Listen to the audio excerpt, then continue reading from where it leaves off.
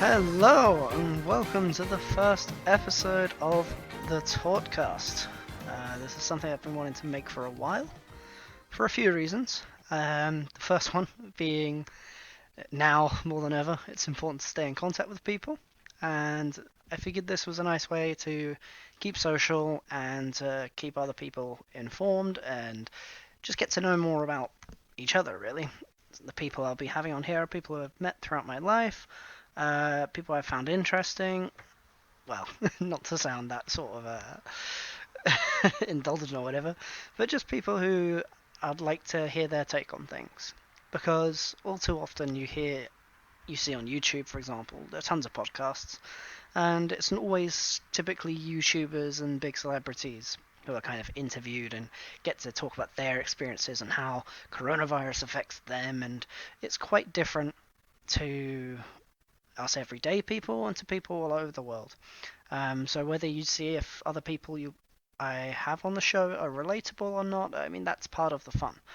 Um, so yeah, the first person I'll be having on here, a friend of mine called Cameron, who I've known for 2 years, and well, you'll find out more about him, but I'll give you a quick little rundown. He's from New Zealand, now living in London. So yes, this is being recorded here in Finland, and I'm sure I'll be having some Finns on the show at some point, as well as Russians and Swedes and French and German. I'm going to be talking to people all over the world, um, and people from the UK, of course. But yeah, so Cameron's from New Zealand, living in London, and he works in a doctor's, and he's starting university this year. He's decided a couple of years later on that he wants to go to university to study languages. So there's a lot to talk about, really. There's a lot to talk about with what's been going on in the news, how different countries have reacted to the virus, but we're primarily not going to be talking about the virus because that's all you hear about at the moment in podcasts and news. So it'll be nice to give you something else to relax and listen to. But anyway, yeah, let's get Cameron onto the show.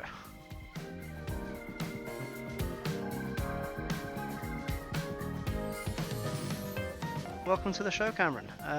Thank you very much for being my first guest. No, thank you, thank And you. if you don't already know, the purpose of this podcast is to kind of show people all over the world and how relatable they are, right? Um, because now more than ever, I think it's important to stay social, and obviously people can't be going outside, so. And primarily, we won't be talking about the virus, but obviously, how can you not talk about it? Like, it's kind of affected everybody. So, well, if you just want to say a bit about yourself. Yeah, hey, so I'm Cameron. I'm a 21-year-old from New Zealand, currently living in London. I've lived here for 11 years now. I've done the majority of my education over here, going into university hopefully this year as well. Right now, kind of being affected by coronavirus with the course I'm on. It's pretty much been cancelled at this point. There's just a couple of few extra pieces of work that we have to do right now, and then that's it. And then the other half of the course is just going to be predicted grades. But it looks like universities are going to be pretty lenient this year in terms of entry and so on, just with everything that's going on. Besides that, I am still working as well. That's because I do work for the National Health Service over How here. overrun have you been over the past few weeks or few months now? Yeah, so I've been good. I mean, I myself haven't been affected with coronavirus at all or anything like that. I've had some colleagues who have. Unfortunately, one did pass away unexpectedly, I see. so we did have to deal with that at work out of nowhere. But besides that, things have been fine, honestly. You live with your mum, right? Yeah, yeah. So she's fortunately been able to work from home. She also works for the NHS, but she's able to work from with her job. That's good.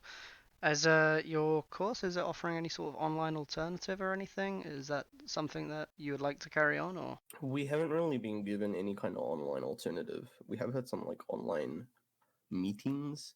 There's not really Yeah, I mean that's one of the backlashes I've been hearing at the moment. There's been quite a big push from students kind of, demanding tuition fees and so on to be returned. And it's quite a Yeah, it's very understandable, but it's quite a complicated situation because ultimately the universities aren't responsible for what happens, and at the same time, coming up with an immediate online alternative can be quite difficult and certainly lead to much poorer quality of education.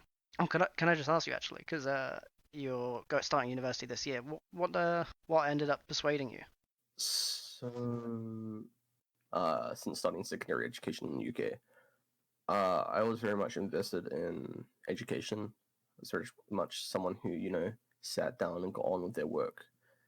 It wasn't until around A levels time that I started to kind of get fed up of teachers and people just, Yeah, constantly yeah, pushing on you to, like study, make sure you're doing everything. And I get why they do it, of course, but yeah, it's that constant, just telling you to study, study, study, and so on.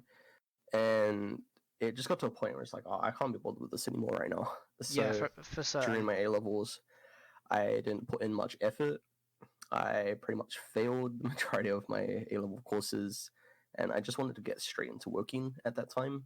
I wanted to kind of just grow up a bit more and experience life a bit more. I think that is something that pretty much everybody has been through at some point, whether it's later in education or earlier on. That is certainly Yeah. something that I felt myself as well. Um, and I personally just think in the UK, education is done kind of a bit half-assed, if I Oh, can yeah, say. no, I definitely agree. I certainly think the quality of your teachers and your classroom environments makes a massive difference because a lot of education in the UK it just very much seems to feel, you know, you do it because you have to, not because it's any sort of guidance or any sort of motivation. So yeah, I'm sure working for a little while has that brought back some motivation, and is that's what encouraged you to kind of understand what it is you want to do and where you want to go? Yeah, so during the past 4 years I've been working now, I have definitely grown a lot up a lot since when I was doing A levels when I was like 15, 16, or to 17 and 18. And in that time, I've realized a lot more about myself. Most of the learning is, a lot of self learning and self reflection. I've definitely settled down on, what I want to do in life, what I want to work towards. And so I finally started to put in the motion last year to try and get into uni then, but because of course I basically didn't have any A level qualifications, uh, I was unsuccessful. So I went on to they call them an access course, and so that's what I've been on this year. And it's just a 1 year course to go straight into uni afterwards, or at a later date once you've completed the qualification, of course. So for me, I'm going straight into uni afterwards. Uh, there is a loan required for the course, or you just pay it out. It's £3,000, and it's provided by the government, and they pay it off if you go into uni and then finish a uni course. Okay, well that's a pretty good initiative because I mean tuition fees get a lot of flack in the Yeah, yeah, UK yeah. as we know. I mean, how do you know how it works in New Zealand? What's the uh, university kind of educational system like in New Zealand? So I can't comment too much because Yeah, I mean, my education in New Zealand was pretty much primary up until year five over there. So all I have is really off memory or off cousins, but even then, that's over a decade old, basically that kind of information. I can tell you prices are a lot cheaper than anything over here in the UK. But besides that, I know like course length is around the same, I believe. They do like 2 year diplomas, okay. And are they kind of similar to like what I'm doing right now. I think it is. They're like a 2 year course, and it gives you like a diploma and stuff, and then you can decide to go into uni after that as well, I believe. But they're like 2 year courses rather than 1 year. okay? Yeah, I mean, it's yeah, here in Finland, it's quite different as well. Most people don't start university until um, you know 2021.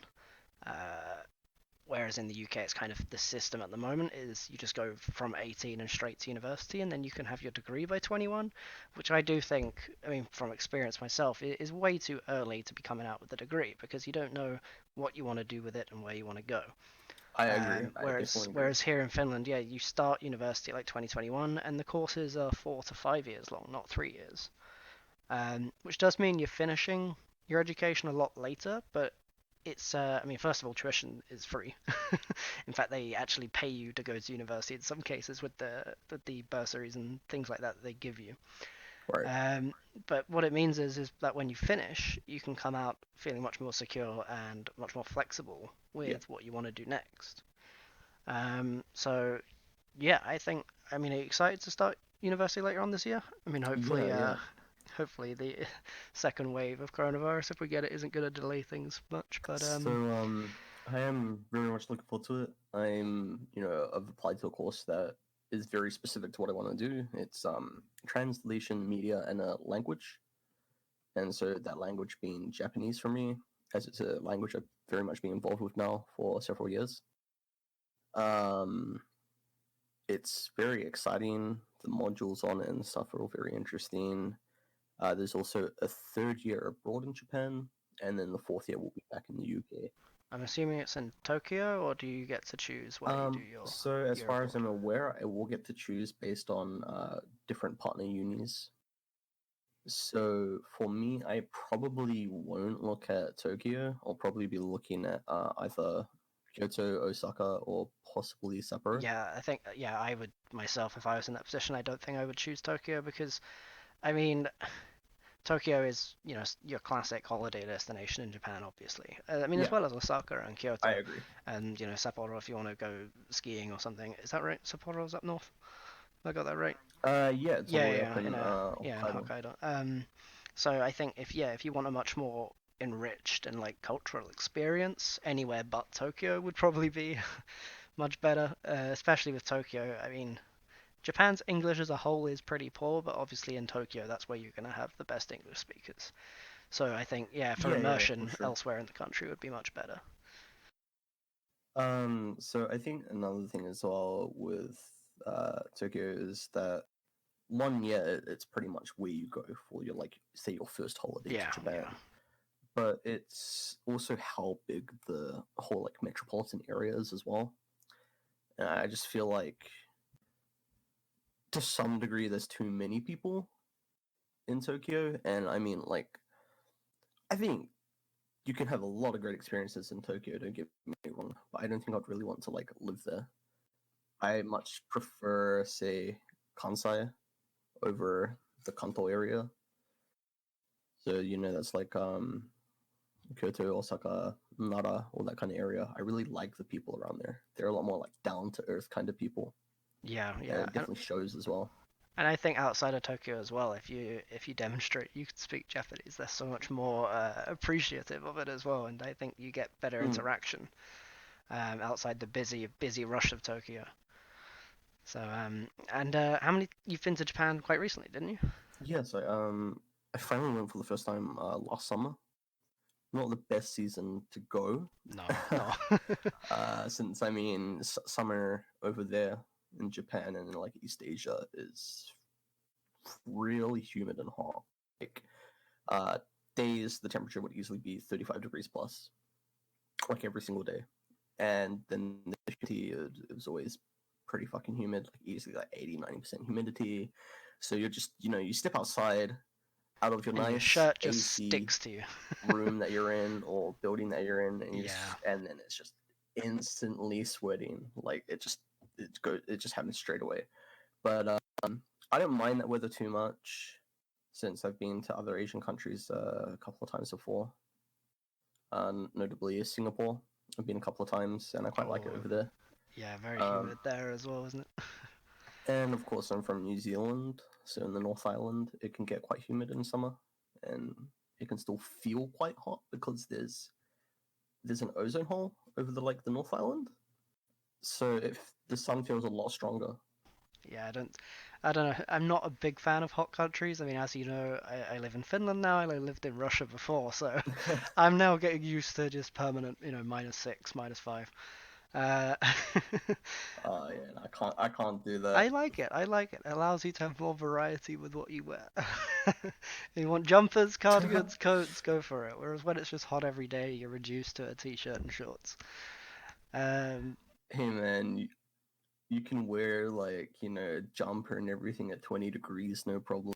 But yeah, I don't think I would. I mean, imagine 20 degrees is pleasant. 20 degrees is good weather. I mean, you can wear pretty much what you want other than a thick coat at that at that temperature. Yeah, pretty much. But yeah, I mean, what about how big? I mean, I'm assuming you are, but how big of a fan are you of the Japanese food?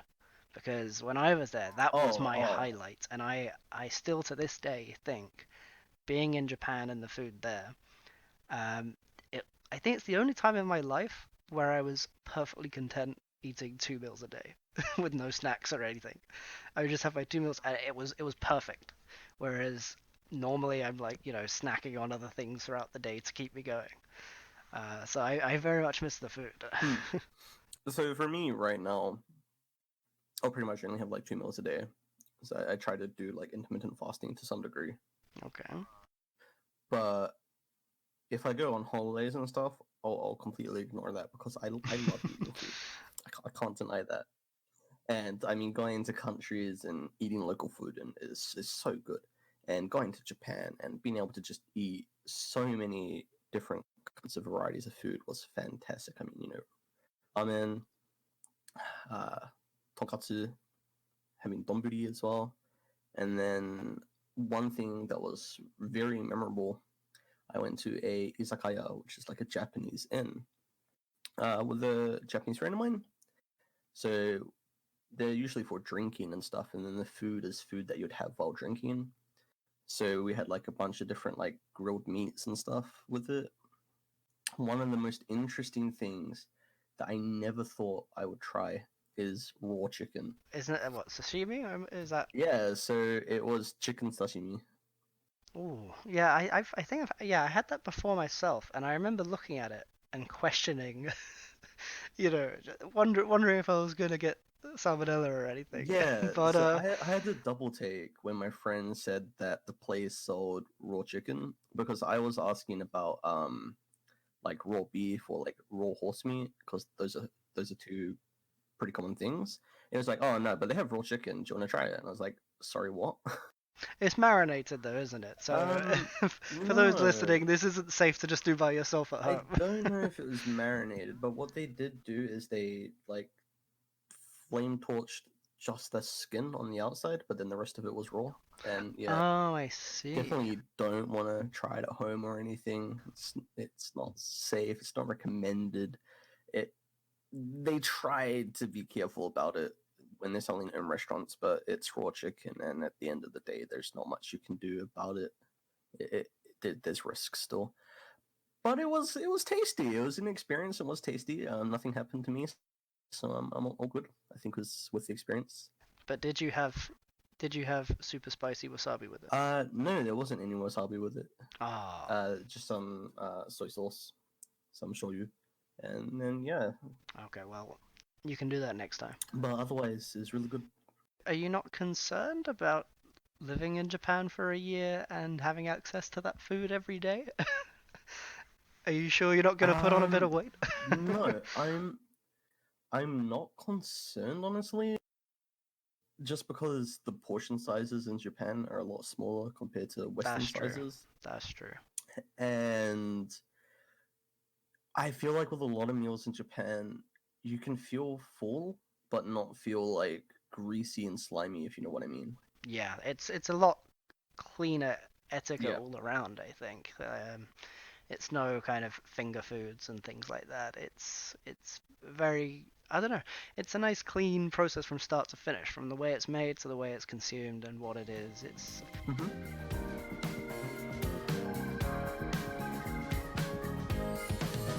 backtracking a bit. How similar is food between New Zealand and the UK? So obviously, New Zealand's a ex-colony. It was I mean, it's still Yeah, Commonwealth. So there is a lot of large British influence in terms of like food and everything. There's a lot of like, British stuff. I mean, like Sunday roast is a very common thing. Just I substitute the actually, chicken. yeah, I miss Sunday roast. That's one thing I miss here in Finland. I can It's a lot of imagine fish here. it's a nice thing. But Sunday roast in New Zealand, you just like substitute the chicken for lamb usually. Um, and we have this type of sweet potato in New Zealand. We call it kumara. It's not the same as like sweet potato you get over here and stuff. It does have a different taste to it. Um, so we usually chuck some of those in the roast as well, and then some pumpkin as well. So we usually have that as well in our roasts. Besides that, we've got like I can't think of like actual meals. Oh, okay, never mind. I can. Pies. Pies are such a huge thing in New Zealand. Pies. Yeah, I yeah. like So I pies. mean, I think I'd like New Zealand. yeah. So if you're someone here in the UK and you like your pies over here, if you haven't been to New Zealand and tried kiwi pies, you're in for a treat. Amazing. Our pies just go a completely another level out of what is available here in the UK. Just has to be said. We also do a lot of like sweet kind of stuff, a lot of dessert kind of things. Like pavlova is a Kiwi thing. We have this thing called lolly cake, where it's like I don't know. Do you know those like shrimp and banana Oh sweets? yeah, yeah. I actually always get those at the cinema. Yeah, they're nice. They're nice. So we have an equivalent to those called Eskimo men, Es- and they're literally Eskimo men, Eskimo just different colors. And what we do is we get some like malt biscuits. You crack the malt biscuits up, mix it with like some condensed milk and some cut up Eskimo men, and then you roll it into like a log and put desiccated coconut on it, and then chuck it in the fridge, and you let it set and everything, and then it's kind of like a biscuit again, and we call that lolly cake. It's very decadent. Amazing. I I mean, I'd actually one thing I've always wanted to do since living here is actually get like a kind of Finnish cookbook, learn some kind of Finnish traditional recipes for myself. Because I mean, some of those things that you just described in New Zealand sound great. So I'm starting to wonder what kind of sweets and treats could do here in Finland. But Yeah, I think that's a great idea. yeah, that is something that I'd like to do.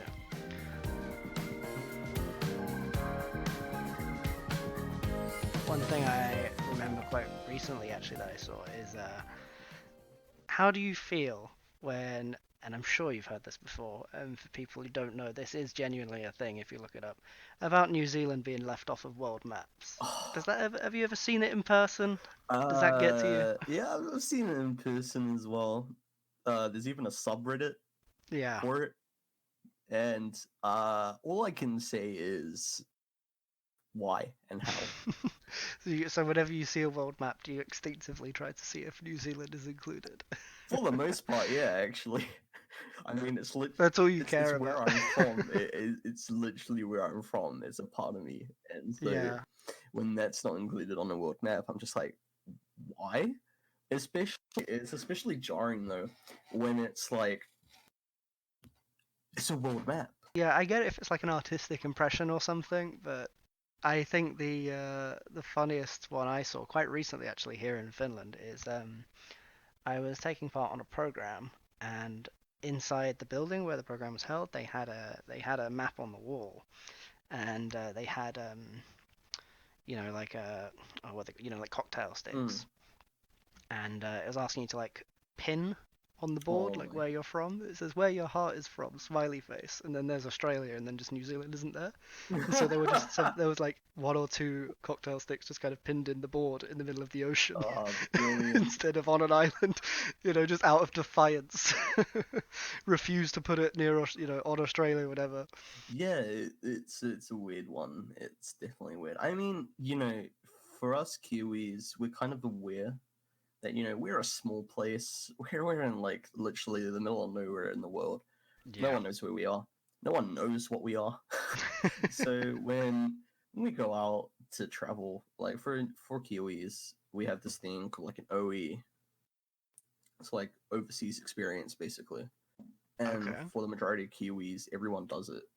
They'll go to like one of the other continents for a month or a couple of months after say like university or something, and they'll just travel and see a bit of the world because being New Zealanders, we're in the middle of nowhere. It's so hard to travel to a lot of places. Yeah, I for mean, sure. just to put it into perspective, a lot of people think, at least over here, that New Zealand to Australia is like France to England, just not. To put it into perspective, it's about 3.5 hours by plane from Really? Melbourne to Auckland. Yeah, and Okay, yeah, I did not know that. So yeah, I mean, any sort of travel, I guess New Zealanders probably lap up as much as mm, they can get when they can. so and even then, like it's expensive as well going out in New Zealand, of course, because of the distance. Yeah. And just to put it into more perspective, like Australia is not even like the closest country to New Zealand. It's just as close to Fiji as it is to Australia. So, do not a lot of New Zealanders take a little trip to Fiji? Not just Fiji, but like a lot of the South Pacific. So a lot of Kiwis will go to like Rarotonga, which is in the Cook Islands. So I guess part of the reason for that as well is because it's one of our like independencies. You know, they're kind of like under New Zealand's help, I guess you could say. A couple of other Pacific Islands are as well. Um, and also because the Cook Islands also has like a Maori culture, but it's more like island culture. So they do speak like a form of Maori. Can you speak any of it? I don't know how. Um, so I mean, there's like so in New Zealand, there's of course there's Maori, there's the Maori language, and of course in Maori it's called te reo. I don't speak it at all. I'm not fluent, nothing like that. I just know some words here and there because as a New Zealander, it's what I've grown up around. I did have lessons in Maori, not like um, not like full on like teaching in Maori, but like as in just Maori language lessons when I was a lot younger, because that's something that they were bringing into schools in my generation and a couple of generations before. Is it something that's is it like included still on in Wales, for example, they still have Welsh on like road signs and public signs. Do Oh they yeah, still yeah, have that in New Zealand for Maori as well? yeah. So a majority of places will only have the Maori. Okay, is it a registered national language? Yes. Ah, okay. So Um, it's English, Maori, and New Zealand Sign Language are our registered national languages. okay, that's pretty interesting. I mean, there's a big debate. Well, not big debate, but it started coming up here in Finland that the national languages are Finnish and Swedish, but not English. And yet, despite that, it's a very minority population Right. that speaks Swedish, and yet there's a lot of people who do speak English. So there is, I mean, I'm on the fence what I think about it, but there is a kind of push to get English more Okay. involved in Finland, and Swedish less so. Um, which I think is interesting because, I mean, as a Brit, I I don't know. I personally don't like it when English is kind of enforced in other cultures because I think it is important that each culture can keep to Yeah, yeah, I themselves in a agree. way. But at the same time, Finland has been struggling a lot with actually trying to stay relevant basically in Europe because of its small population, because of its location. Um, it is trying to get more tourism, more foreign employees into the country, and so they are looking at maybe incorporating Okay. English on a higher level because I mean a lot of the banks here and government, like when you're I don't know unemployed or job seeking or whatever, all of these forms are still only in Finnish and Swedish and not in English, which is a big deterrent for foreign interest. So yeah, so there's a debate here about whether English should actually be pushed and more involved. So it's quite nice to hear that in New Zealand, Maori is still a big thing.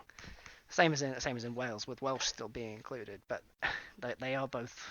I mean, I don't know about Maori as much, but Welsh is slowly dying out even more so. So it's interesting. It's So with Maori, it was definitely on the decline, say like 30 years ago and onwards, and maybe even 20 years ago. But there's been a lot more effort yeah, in yeah. trying to revive it and keep it alive. And in my opinion, it's something that is not just down to Maori to keep alive, but New Zealanders as a whole to keep alive. So I think it's down to the point where it's not even about skin color or blood or anything like that, but down to as a nation to keep Maori alive because it's a very important part of our country, of New Zealand. We have so many things that only have Maori names, for instance. They don't have like an English name or anything like that. We have a ton of like history and say, I guess, mythology, you could say, like folk tales and stuff that are only in Maori, but they're important because they talk about like the land and everything and kind of tell you about the land. And so I think it's really important as New Zealanders to keep Maori alive. And I think at some point later down the line, once I'm out of university and done with like Japanese, I will probably spend some time to learn Maori. Even though I may not be able to practice it so much, I do have some family members who are Maori themselves and do speak it. So I would most likely be able to use it with them to just keep it alive once I'm starting to learn it. Yeah, yeah, I think that's a great idea. I mean, how much influence has Māori had on so one thing I was talking about the other day actually was national holidays, for example, and comparing national holidays between the UK and Finland. I mean, Okay. here in Finland, I mean, May the 1st. I mean, May Day. I mean, it's a known public. I think it's a public holiday in the UK as well. I think, but we don't really celebrate anything in the UK other than Christmas, birthdays, and Easter to an extent, and Halloween. Yeah. But that's falling out. Whereas here in Finland, they have a lot of national holidays for many different things. You know, celebrating poets, celebrating uh, Finnish history, because if you don't know much about Finnish history, well, Finland hasn't been around very long, so they have a lot of celebrations due to well being at war with Russia and then Germany. Um, so yeah, how much? What do you know much about national holidays in New Zealand? Are there any kind of Maori dedicated national holidays? So I don't believe there's any that are Maori dedicated. We have like a Maori week now. I know that's a thing. Okay. I don't know if there's any like days off during that, but there's like like a Maori language and like week and all that kind of stuff. Um, the only thing I can think of that's remotely close to quotation mark Maori is this thing called Waitengire, and what it is I don't know why it's a public holiday. I don't think it should be a public holiday. It shouldn't be something that's celebrated.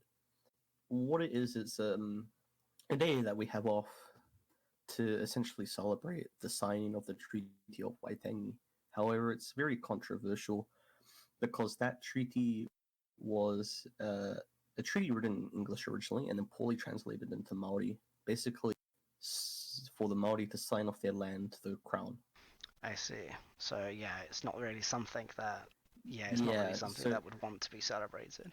I don't think it should be celebrated. I don't know why we still do it, but it's there. Um, Besides that, in terms of like public holidays and stuff that we have in New Zealand, we actually celebrate the Queen's birthday with a holiday off. I'm pretty sure. Wait, literally nobody celebrates Yeah, that in the UK. yeah, exactly. It was one of the strangest things when I first moved over here, not having a public holiday for the Queen's birthday. Yeah, it's kind of insulting. And this is what I've been saying. In the UK, we really don't celebrate anything. I mean, St. Patrick's Day is still big all over the world because you know it's a big. Well, a lot of people see it as an excuse to drinking, but also you know it means a lot to people of Irish heritage. Yeah, the But I Irish mean, are super proud of it, but yeah, but even St. George's Day, you know, England's national holiday, nobody cares. yep. And honestly, on social media, typically, it's sad to say, but typically those who do share support for St. George's Day um, are often also those who tend to share things like fake news and stuff that's circulating on social media for kind of negative reasons.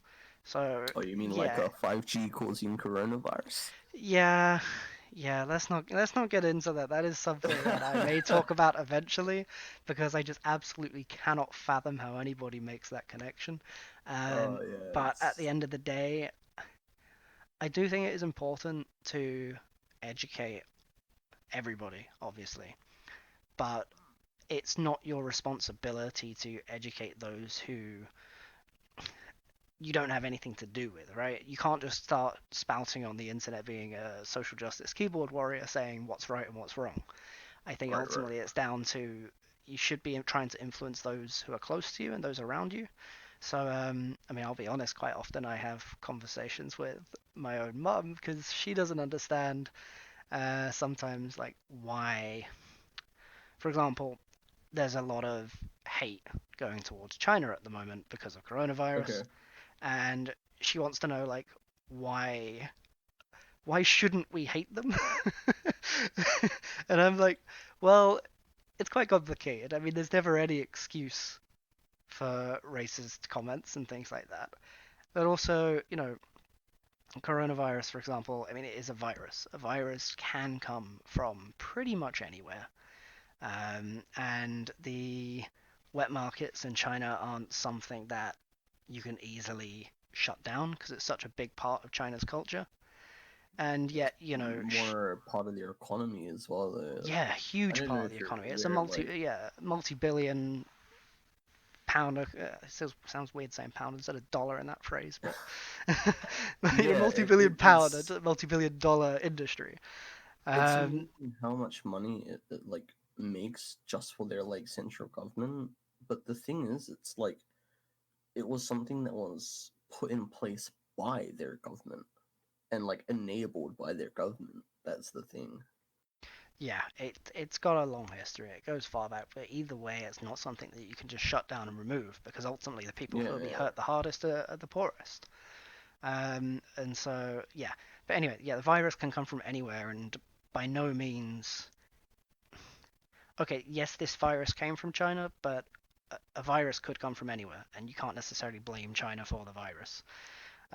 It's an equivalent of a natural disaster, really. You can't blame a country for suffering from an earthquake. I Um, mean, you can. I'm of the belief of you can blame the Chinese government. the They Chinese government can managed be it blamed for a lot of very things, yeah. terribly, but you can't blame the people. You can't direct hate and racism towards people of Chinese descent and ethnicity and so on. But I mean, that's just wrong. That's just racism. There's no excuse for that, like you said. However, and I mean, you shouldn't direct hate at their government either, but you can point the blame to their government. There is definitely a lot of questionable actions that they took during this time. But I mean, let's not get into it. Yeah, no. The one thing I did just want to say though is that one of the things that people are blaming the Chinese government for is for being too slow to react and for trying to cover it up, right? Mm. And which in hindsight is a bad thing, obviously. Well, not even in hindsight, it just is a bad thing. But at the same time, if you look at pretty much every other country in the world right now, bar a few, most other governments have been slow to respond as well. Oh They yeah, haven't taken it definitely. seriously. So it's kind of tricky to say China's been slow to respond when you look at what the UK and the US are going through right now. And they were given hugely a huge adequate amount of time to respond, but failed to do so. So you do have to wonder if the virus did start in the UK or the US. How would the governments have responded to it themselves? Um, I don't think either country would have been able to prevent it from being a pandemic either.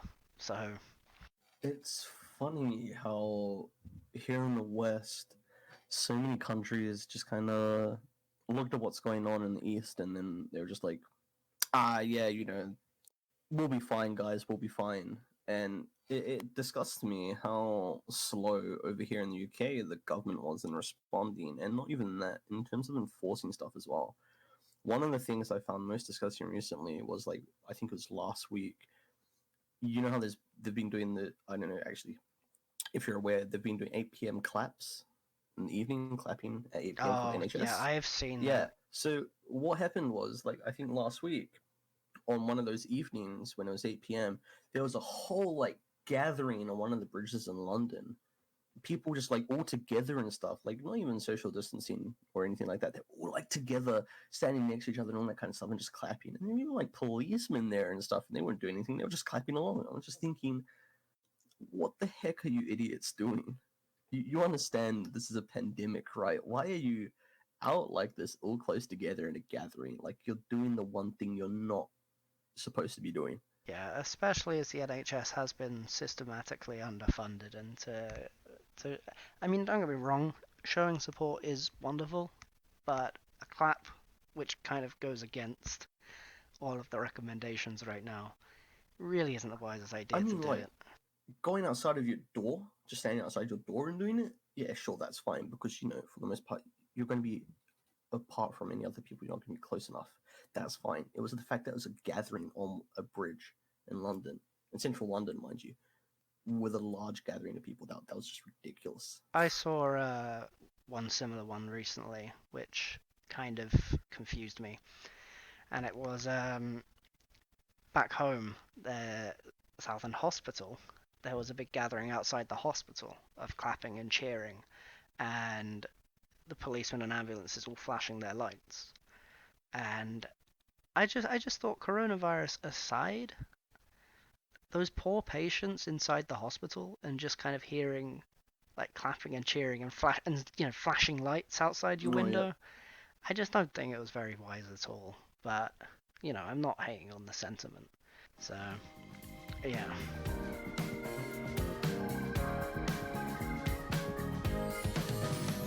A couple other things. I just wanted to go back to New Zealand quickly Hmm.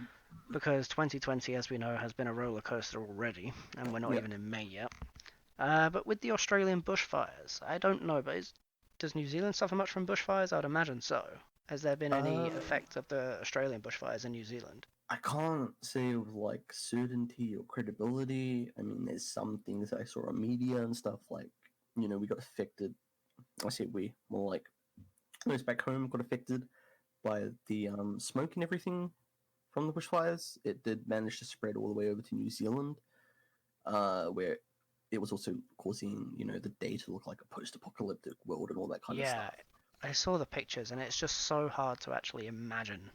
Yeah, right. Literal In inferno. terms of like bushfires and stuff, we do get some, but not on like the degree that Australia gets them. Like Australia gets them like every year.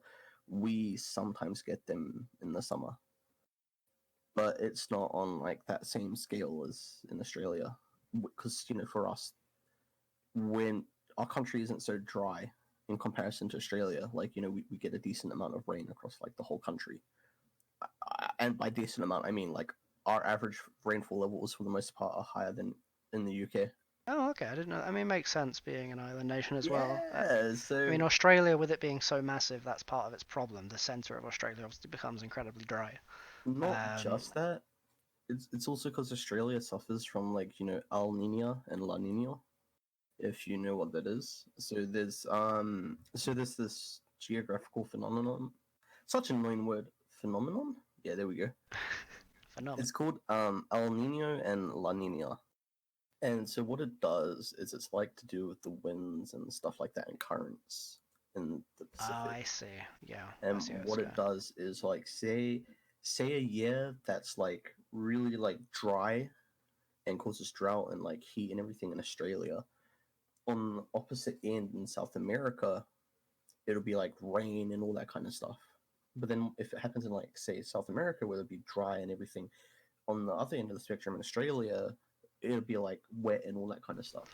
Oh, that's crazy. I mean, as I said, this podcast is to show how kind of people are connected, and at the same time, here we go. Another lesson as to how geographically everything's connected and environmentally. And well, I mean, Yeah, yeah, yeah, we yeah. have obviously all these coronavirus deniers and everything, but let's not get onto environmental climate change and deniers. And Mm. there are a lot of problems in that sense. Hey, but cleaner waters. We've finally got some cleaner waters and less pollution. Yeah, yeah. I mean, the seagulls here in Helsinki, where nobody's going outside, all the birds are making much more noise. which is great in the mornings. But it is good to see. Like we go outside our door and we walk down the street a bit, and you can actually see like rabbits on the pavement now, Wow. Okay. um, which is really weird. I mean, we don't live in the center. We live quite close to the center, but there's a little island basically connected via a bridge to the Okay. city center. So we're in a kind of secluded corner, and it's on the coast. Well, all of Helsinki's on the coast, but we have water right next to us, like a few feet from our where we're staying.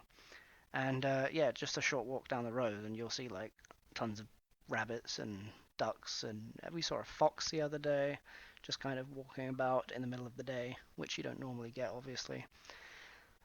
So yeah, I mean, this is doing wonders for nature, but at the same time, I'm kind of dreading the boom that's going to happen in travel and transport and restaurants once this does start to die down. Oh, I dude. Like think as I think soon as everything is going to then become overrun.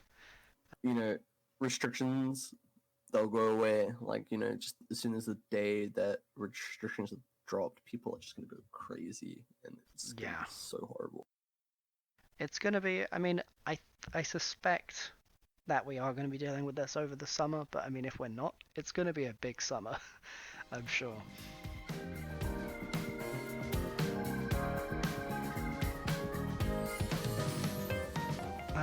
One thing that one thing I also saw recently about, for example, the flight industry being so severely affected. I think it was Boeing. I'm not entirely sure, but I think it was Boeing. Um, has asked for basically government bailouts to help keep the company afloat, Wow. Okay. and that was something that I think has caused a bit of anger in a lot of people. For example, is that, well, is it really the government's responsibility? Is it really a country's responsibility to keep big businesses like that going in times like this? Or should it be the responsibility of the company to ensure its own protection in events like this? I do understand there are huge costs in companies like that, but at the same time, they make huge profits. They have massive profit margins. So you do have to wonder, like, are so many big companies operating on such a poor cash flow basis? And if you stop the income, the company just shuts down. Like, do you think it's the taxpayer's responsibility to fix things like that? No. No, straight up no. You No. think Boeing should just go down and all the flight industries should go down and we'll just get something new? Like it's not down to the taxpayer, that kind of stuff. This is a capitalist economy and government and all that kind of shit. Like you should be prepared yourself. This is basically a dog eat dog world. I'm sorry, but if you weren't prepared, you weren't prepared, as harsh as that sounds. But for like such big companies, you should be prepared for something to some degree. Like when you taught to save by your parents when you were younger, like you're fucking making millions, and you're telling me you're not putting that kind of money aside to some degree. Like where's it all going? You know what I mean? Oh, it's just going towards like drugs and shit. Like come on, man. For something that's like the West, where it's very much all about making capital and making your own gains and going up in the world, money, money, money, money, money. For those kind of people to turn around and then like expect the government to bail them out and shit. Oh, that's so ironic, man. That's so ironic. Yeah, I think there's been more kind of more discussion as well, with the sense that, for example, it is good that rent and mortgage payments have been frozen, but obviously this is going to have a domino effect on a larger scale. Um, there are some people who, obviously, I don't agree with this. I don't think it is a good idea, but there are some people who do depend on their rent payments and, uh, well, yeah, being paid their rent in order so that they can live their lives. But and obviously, if you freeze those payments, then these people may not be able to operate their business, and if they can't operate their business, then they can't pay their own employees, and it's kind of a vicious circle. Mm-hmm. Um, which, yeah. So do you? I mean, do you think rent and mortgage payments should just be frozen for everybody, or do you think there should be a criteria, or because the economy is obviously taking a huge hit in this. It should be frozen for everybody. So the one thing I think is the issue with landlords is, I mean, let's be real, landlords for the most part, being a landlord is a pretty lecherous quotation mark job. Yeah, I am shocked And there's so that. many landlords that are cheap as fuck. Like they're the most cheap people out there, some of them. And yet they can be some of the most demanding when it comes to the money and everything. And honestly, this whole crisis has been, I think, an eye opener for a lot of people. As to how kind of And fragile everything necessary. is. Yeah, yeah, for one, but also just like how nasty some people truly are as well. Like I saw on Twitter, there was this American whose landlord had like gone into like one of like the American government websites to check if their tenant had received their like monetary payment from like the government, because they're doing like some government like care package kind of money shit. Yeah, yeah, yeah. And so the landlord went and checked on the website their tenants' own like personal private information about money and stuff to see if they received it. And that's like a, as far as I'm aware, it's like a federal offense and all that kind of stuff to do that, because it's your own personal information. Like it should only be used for personal use. And so that landlord doing that just stepped so many boundaries. And because what they were doing is like they were texting the tenant asking, "Oh, I see you've received your payment. Are you Yeah, going to pay that your rent this month? I just need to know before I close the books." It's like that's something they shouldn't do. They can't do that as a landlord. Like that's illegal to do that. And like so, they can go to jail and everything for that. wow. So I hope justice is served to that landlord, because they shouldn't be doing shit like that. And it just disgusts me that there's all these like greedy landlords out there, or all these cheap ones, and they make these complaints like, "Oh, we're not getting our money right now as landlords because of this, because you're freezing um, monthly payments and all that, rent payments." And it's like, well, yeah, no shit, because there's people who literally aren't working right now because they can't. So it's not just you. You're not a special snowflake. This situation doesn't just apply to you, it applies to the majority of the population. Most people who are working right now are for, like NHS workers or healthcare workers and stuff. Or there'll be some people who can work from home because their job enables that. But otherwise, there's a lot of people who are literally out of work and have been for several weeks now because their jobs aren't able to be done due to the current lockdown. And yet, landlords are still like, "Oh, where's my money?" And they cry about it. It's like, shut the fuck up, man. For sure. I mean, the thing is, there is obviously an external input which could be a big help, which is another thing that people have been talking about, and it's the impact of billionaires and what they could be doing in this kind of situation. Yeah, yeah, Do you that think it's a too. billionaire's responsibility to look after the rest of the society? Yet again, no. Because I mean, it's a So where's the capitalist money going to come from? society. It's like, I don't necessarily think it's down to like say they shouldn't be forced to, and they shouldn't be pressured into it. But if they want to be generous, they are more than allowed to be generous. At the end of the day, it is their money. They're not part of the government. They're an individual person who has just profited a lot over their life from making good decisions with their money and so on. Yeah, I think one of the big problems as well is the fact that before coronavirus and ongoing, there's been a big kind of, well, outrage and ongoing debate about taxes and how many companies and people aren't paying their taxes and so on. And it goes to show that when it gets to a time of crisis like this, people paying their taxes properly obviously would help the government be able to fund the rest of the society during times like this. Yeah, yeah, for sure. Um, so yeah, you're right. This whole situation has been a big eye opener in the sense of what's going wrong in Yep. society, and I mean also the same with so many people I've heard have been told repeatedly that they're not allowed to work from home, and it's not possible. And as soon as the virus and lockdown procedures have gone ahead, it's like, oh, okay, yeah, you can continue working from home now. Off you go. Oh yeah, So, that's a big one. so how much permanent change do you think we're going to get from this? Uh, well, knowing at least in this country what people are like, what the government's like, probably not much. People are just going to expect things to go back to normal literally day one once the lockdown's uh, gone. Yeah, yeah, There are going to be so many people who are just like, oh, okay, everything's back to normal now. Go on, go back to work. That's it.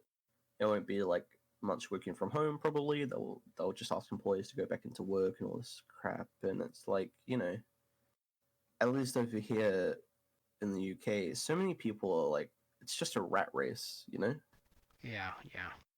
Everyone's just running around every single day, day to day life. They're just living each day, fucking working, going at it so fast paced, not really relaxing and taking it easy.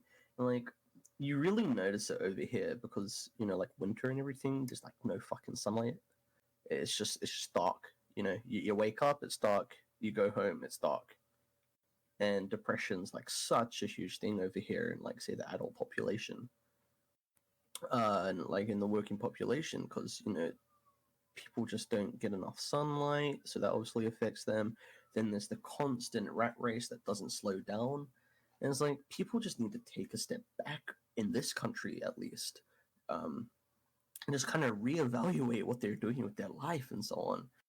Like coming from New Zealand, it was very noticeable, like just how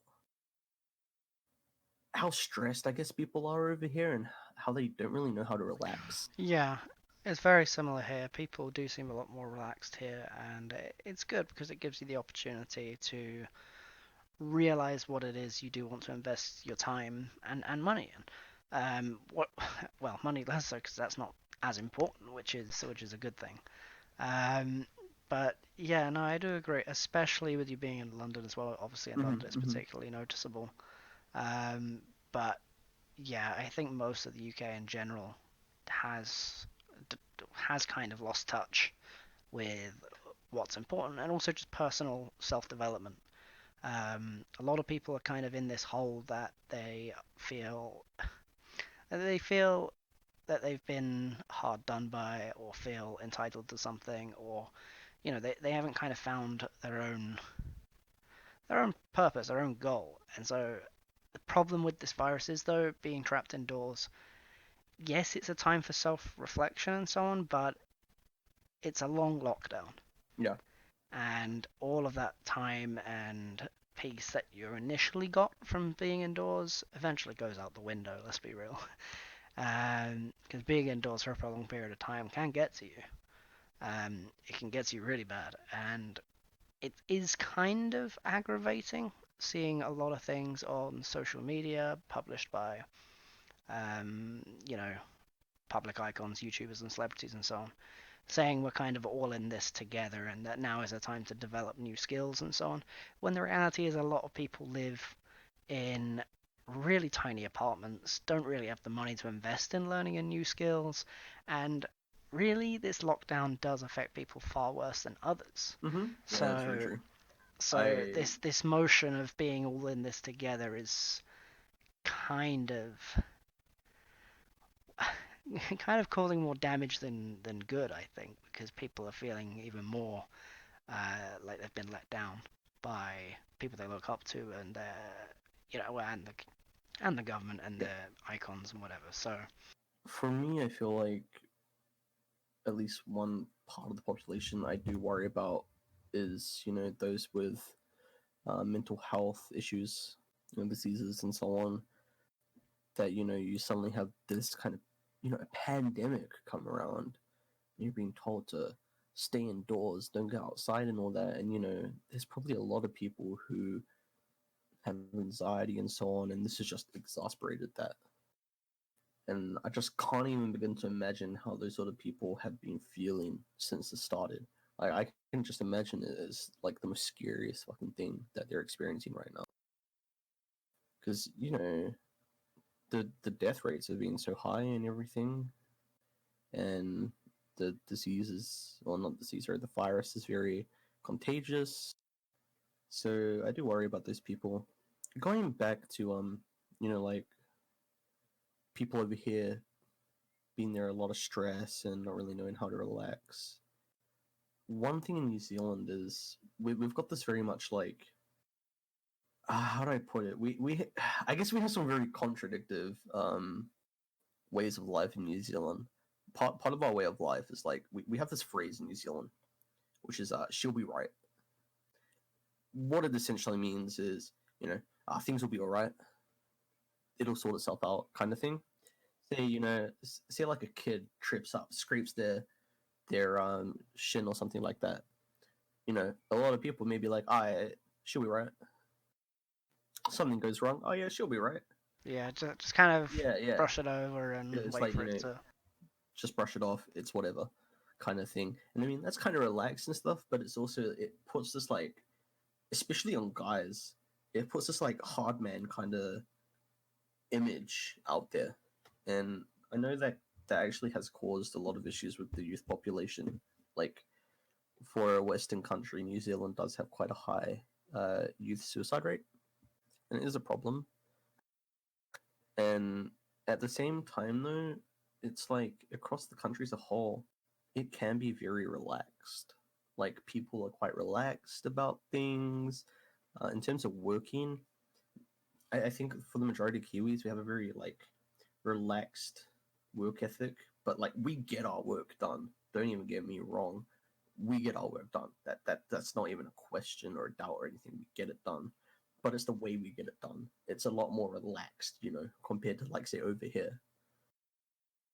And like I know there's companies as well in New Zealand that have been testing 4 days on and 3 days off as a standard I've work heard week. about that before. I've heard it's had quite good results. I think it was tested here in Finland as well. Honestly, everything Yeah, you're yeah. saying sounds very similar to what's gone on in Finland as well, in the sense that Finland, in Finland, there's the idea of sisu, it's called, and sisu it doesn't really have a translation. It doesn't really have a meaning. I suppose if you were to give it a meaning, it's kind of like courage and just get on with it. And as you said, like, oh, it's all right. Sisu is kind of the Finnish spirit during the wars, right? It's just kind of like we'll get on with it, and Okay. Sisu is certainly being tested during lockdown. But similarly, yeah, Finland is rated as one of the happiest countries in the world, but also has one of the highest suicide rates in the world. And so you do have to question really kind of whether that mentality of just everything will be alright and just get on with it and things are good.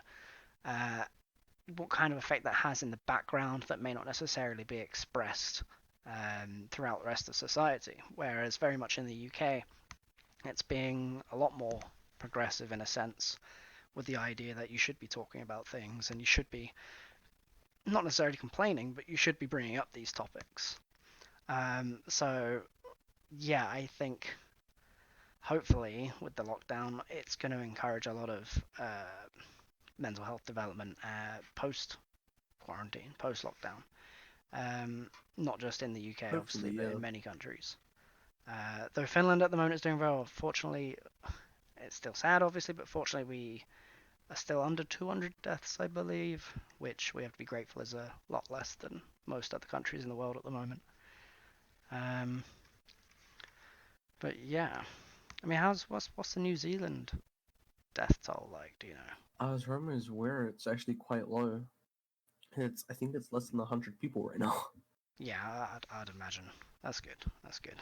It's being pretty well contained by the government. I mean, obviously the Kiwi government were able to prepare in time because they could see how it was affecting other countries, and instead of just waiting like Boris, the Kiwi government just went straight into like lockdown mode basically.